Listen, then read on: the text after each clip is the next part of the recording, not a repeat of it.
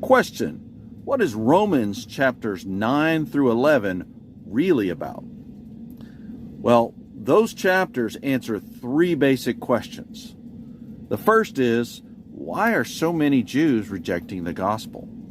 The second question is, what is the deal with all these Gentiles coming in? And the third question is, can those Jews that rejected the gospel still believe the gospel and be brought into the kingdom?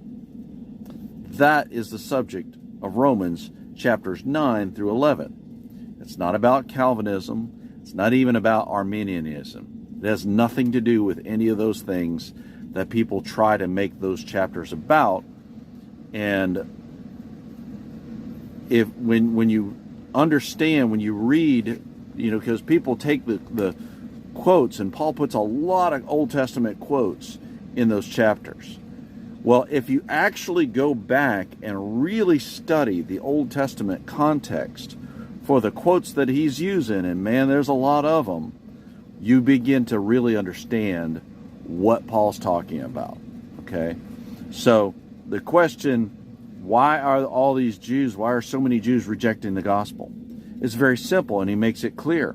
They're rejecting the gospel because they're trusting in their lineage, their ancestry, that they can trace back to, Abraham and Isaac and Jacob. That's what they're trusting in. They're trusting in, I'm a Jew by birth, right?